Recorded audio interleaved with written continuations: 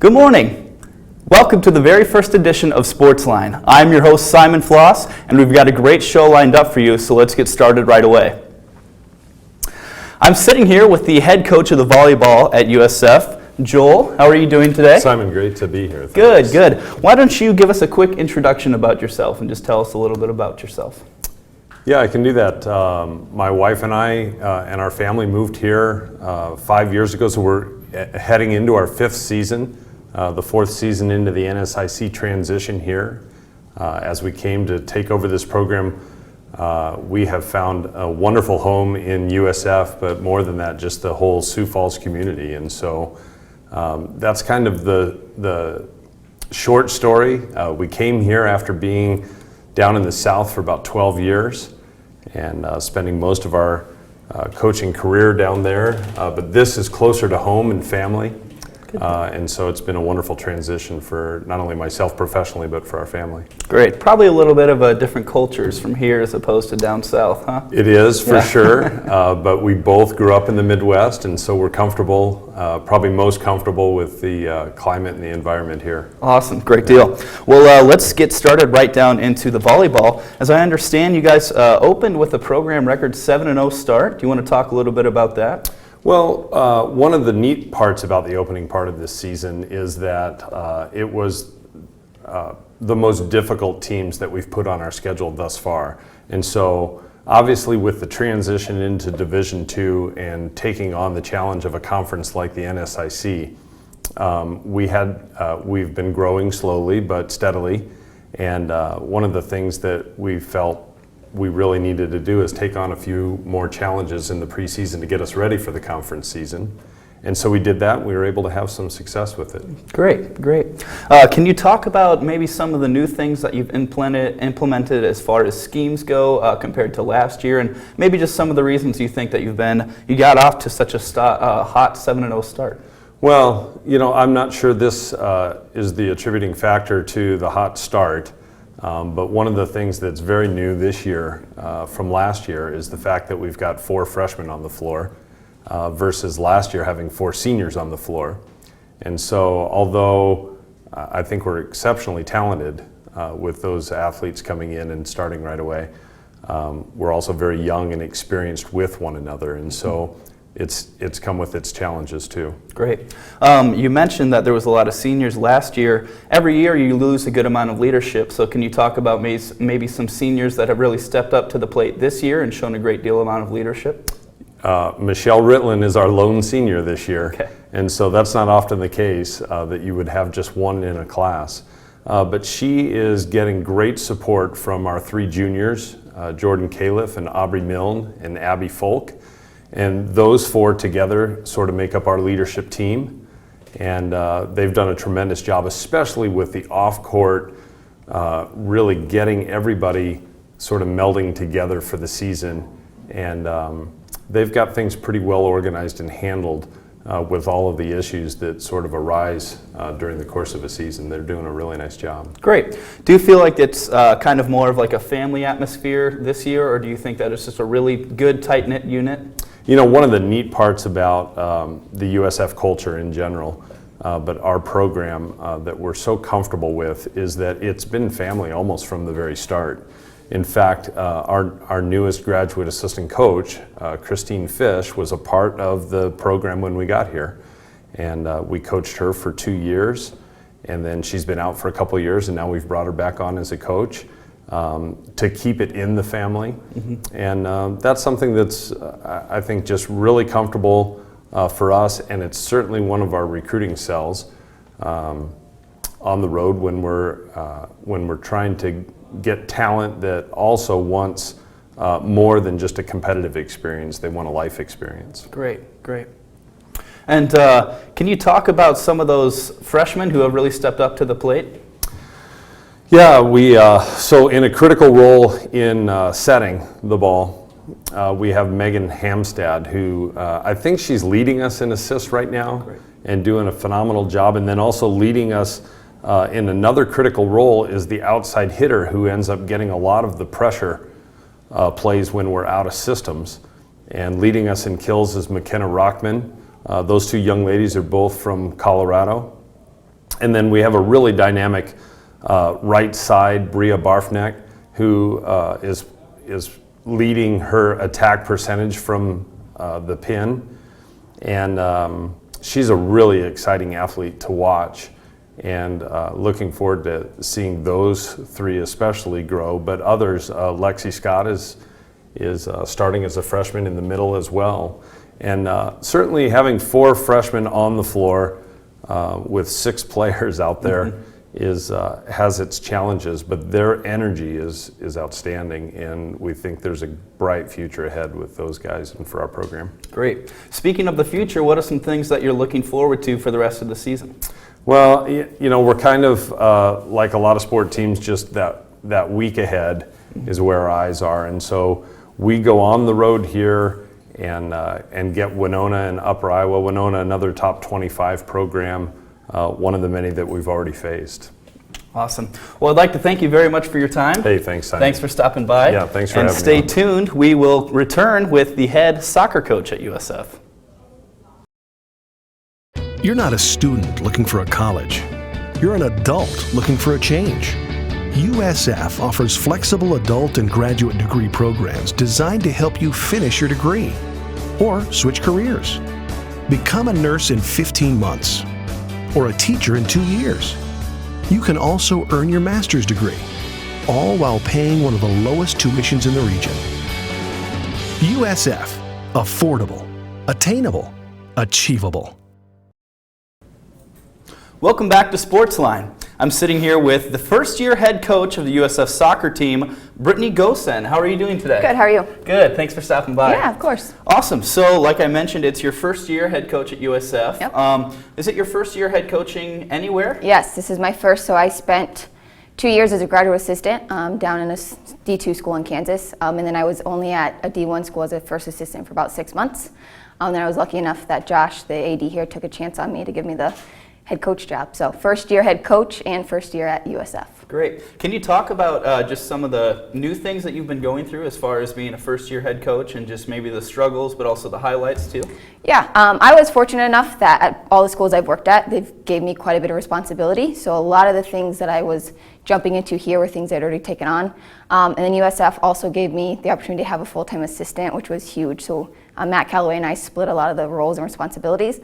But not only is it challenges as a first-year head coach, the program that I was taking over needed to be turned around.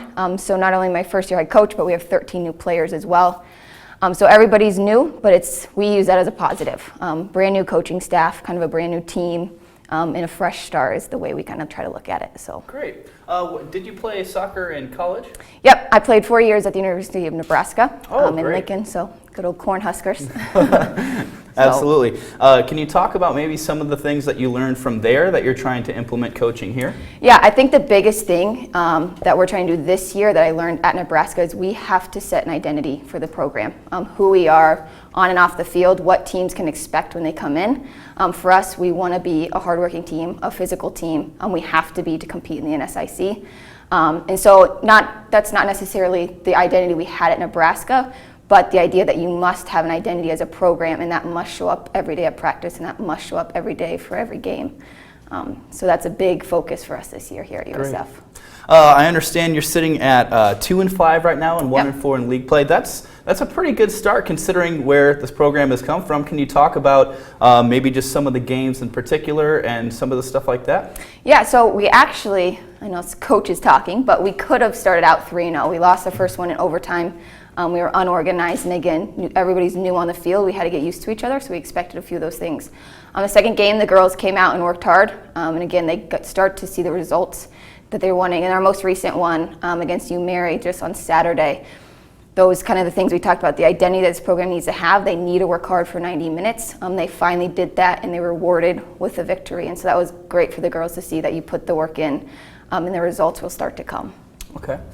Can you talk about maybe some of the upcoming matches that you have, maybe this week or next week, and just some of the things you're looking forward to about that? Yep. We have Duluth on Saturday and St. Cloud on Sunday, both games that we can win. There's a couple teams in this league that are pretty a little ways away from us, but the gap between us and the team sitting even at second, third, and fourth place isn't really that big. So we're really trying to get our girls ready to go for, we look at it one game at a time, and we actually break it down even 45 minutes at a time. So one half, again, trying to come out and compete, because if we don't compete, we don't work hard, we don't ball win, the other things don't really matter. So our focus for kind of each game, no matter who the opponent is are we going to come out and outwork that other team? Great. You mentioned that you have 13 new players, and so it's basically just a huge fresh start for the program. Can you talk about some of the players, freshmen, sophomore, juniors, and seniors who have really stepped up to the plate, shown leadership, and just perform at a high level? Yeah, I was fortunate to come in mid-season, mid-year last year, and work with the 9 girls or the 8 girls that were returning. And we really gave them the message, we want you guys here. You're a big part of next year, even though we're bringing in more players. We're not bringing them in to take over for you. We're bringing them in to support you. So we really challenged those girls to step up and be kind of leaders for the program. So when we brought other girls in, they could kind of fit, just kind of slide in. We've had a pretty easy transition. With those 13, about half were junior college transfers and half were freshmen. So we have a good balance of girls that have played collegiate soccer previously with those new fresh faces that, again, they don't know what last year was like. They don't know what the previous years were like, and they're coming in with very high expectations. And we're trying to, again, try to set that standard for the rest of the team. Great, great. That's awesome. I understand you had kind of a last-minute game-winning goal for USF, scored by Alexa Deyankuto. Can you tell a little bit about that? Yeah, so actually right before that, Lola Weiss scored with the last 3 minutes in regulation to tie the game for us, which was huge, because then we would have even gotten out of there without a tie. So then in the second overtime, we had been getting on Lex about getting in front of her defender. Take the chance. It's okay if the ball goes over. Take the chance to get in front of them. And she finally listened to us, and she was, again, the ball just plopped right to her, and she had the confidence to put it away for us. Great, great. I'm sure you guys had a great celebration on the field after that. Well, finally, they weren't used to that. They looked over like, we're used to feeling on the other side of this, so it was great for them to have that opportunity. Can you talk about maybe just some of the struggles that you've kind of gone through with such a new team, or maybe things that you're looking forward to rectify for the rest of the season? Yeah, I think our biggest struggle is having the girls understand their potential. We have girls, again, returning from a program that hasn't been very successful, and they don't realize what they can really be. And so we're fighting this other group setting in and not getting that same mentality. So trying to make them, show them where we can really go, and if they put the effort in, and if we just change these little tiny details, that the bigger picture will change drastically. So yeah, we're just looking forward to, as we go on, we've really only been together as a team for about a month. We're looking forward to these little changes start to happening, and then again start to see more wins coming through because of them. Great. Can you talk about maybe things you're looking forward to? When do the playoffs start? Do you think that your squad has a really good chance of making that? So yeah, right now, even though we're only 1 win into the NSIC, there's only about 2 teams that are 5-0, and then everybody else is kind of beating up on each other and getting wins here and there, which is awesome for us. So we're really only 2 games behind that slot. We need to finish in the top 8. Our final regular season game's November 1st, and I believe that following weekend would start playoff. So we do still have a fighting chance, even though we're 1 game in, 1 win into the league. But so yeah, there's not a huge jump we have to make to get there. So great, great. Well, I wish you the best of luck. Thank you. Awesome, and thank you for stopping by. I appreciate it. Yep. Stay tuned. We'll return with head coach Jed Stugert for the USF football team. Don't go away. At the University of Sioux Falls, students earn more than a degree. They gain an experience that transforms their lives. While they list the Christian community, dynamic professors, and premier career opportunities as top benefits, it's not just what they become, but who they become that USF graduates value most. USF, where you become who you become. Welcome back to Sportsline. I'm sitting here with head coach of the USF football team, Jed Stugert. Thanks for stopping by. Thanks, Simon. Glad to be here. Good. How are you doing today? Outstanding. Great, great. Betcha. So you guys have been pretty busy, huh? A little busy. Yeah, yeah. Can you just expand on basically how the season has started and the highlights and maybe some struggles that you've went through and just things of that nature? Well, thank goodness we haven't had a lot of struggles. Yeah, we've been able to get started. We're 4-0 right now, and we started our conference off. We always start up in the north, part of the division, and One of those was against Minnesota Duluth, who was ranked 7th at the time.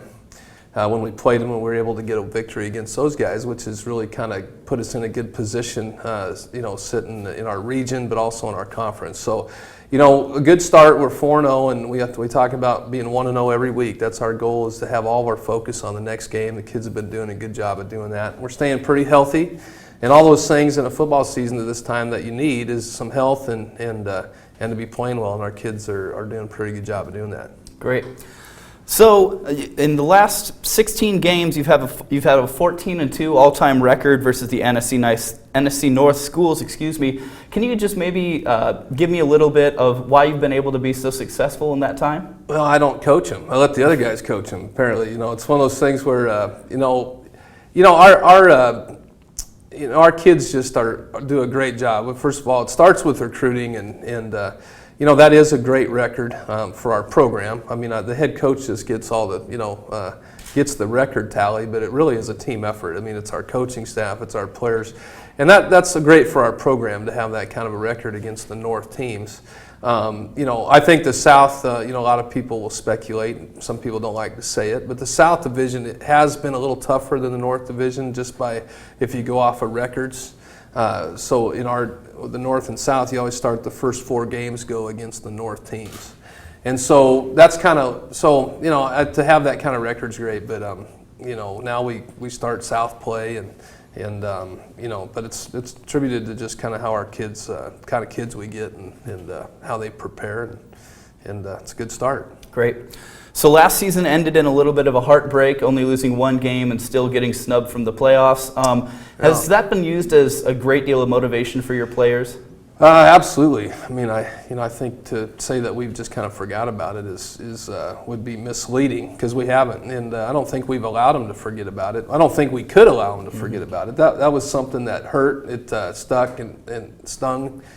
And and that was a motivator in the off season for our guys to know that one loss, and especially our one loss, was to the number 1 team in the country. Normally that would get you in the playoffs, but since that happened, now you realize that maybe you can't lose a game. And I think that's been the mindset, is that to control our own destiny, we've got to take care of business, and so that's kind of the mission they've been on. Great. So some senior leadership. Solomon St. Pierre has had one heck of a season again, 4 interceptions already, and actually in the last 15 games, if I'm not mistaken, he's had 14 interceptions. Yeah. What has he been able to bring to the table consistently to help your squad be victorious? Well, a lot of interceptions. It's one thing. It's sometimes you wonder if people are going to stop throwing his way. People have chose not to do that, and he's made them pay. I think Solomon is. In the 20 years I've coached, and all the defensive backs, and I've been fortunate to have some guys go on and play at the next level in the NFL, and DBs, and being one of those. He's probably the quickest kid, got probably the best vision of a DB that we've ever had, that I've ever coached, and just has a knack for making breaks on balls and stuff. The kid's so fast and quick. But it's the other thing he brings to the table is just he's a very low ego kid. A lot of times in some places, defensive backs can kind of make it about themselves and things like that. And both of our corners, John Tidwell and Solomon, are each other's fans, biggest fans. They push each other, they help each other, they love each other, and they root for each other. And that's what I love about Solomon, is in all these interceptions and these accolades. He's done a great job of keeping a level head and keeping his humility about him, and that's what makes him even greater this year. That's awesome. Yeah. So Solomon is basically one of the seniors or just upperclassmen who have really shown leadership. Can you talk about any people who have maybe younger freshmen, sophomore, that have really stepped up to the plate? We got a lot of those. It's I just look at our on the receiver side. Brady Rose and Josh Angulo. Garrett Shedd, who's a senior. I mean, the nice thing about our team, you go into our quarterback, Luke Papillion, the leadership he brings. You go into our offensive line, and we're young there. But Trevor Westcott, a captain, junior, and go across the board with Antonio Green. I mean, we have a team. I think that's why, recruiting-wise, our guys have done such a great job of identifying great character guys, is that how many of these guys could be captains on a lot of teams. And so you move over to the defensive side. And, you know, we've had guys that have been here. We've got guys that have just come in and just molded right into with Evan Gentry and Wes Johnson. And these guys are a guy that's been here, a guy that just got here, and how they're gelling together. Grant Schindler has been a force up front, 4-year starter for us. And then our linebacker core is a group of guys that have been here the 4 years together, and they're 4 starters or 3 starters that have played, and that's Carter Allers from Flandreau and Cameron Ostrom and Clint Wilson out of Sturgis. 3, again, the heart and soul kind of our defense as far as experience and leadership with those guys. I could just go on and on about the leadership, and that's the reason why we're 4-0. I think that's the reason why this team loves each other and they play well together. It's just the respect they have for each other. So it makes coaching a lot easier when you have kids like that. Yeah. You mentioned leadership. What else do you need to continue to do to remain successful throughout this rest of the season? Well, health is a big key. I mean, the reality is you just, you've got to stay lucky and blessed in your health, and we've been able to do that the last couple of years, or at least last year. You're going to have guys that get dinged up and things like that. We finally have enough depth in some spots where you can kind of get through that. But typically in college football, the teams that stay the healthiest the longest and can kind of make it through that run are the teams that can really do something. And we got to kind of stay healthy, and that's because we have all the components. We're not real weak in any specific area. And that's why if we stay healthy, we can possibly make a nice run. Great. Well, I wish you nothing but the best of luck. Thank you Simon, for stopping by. Thanks for having us on. Absolutely. Come back anytime. You bet. That wraps up the first edition of Sportsline. Thanks for joining, and I'll see you next week.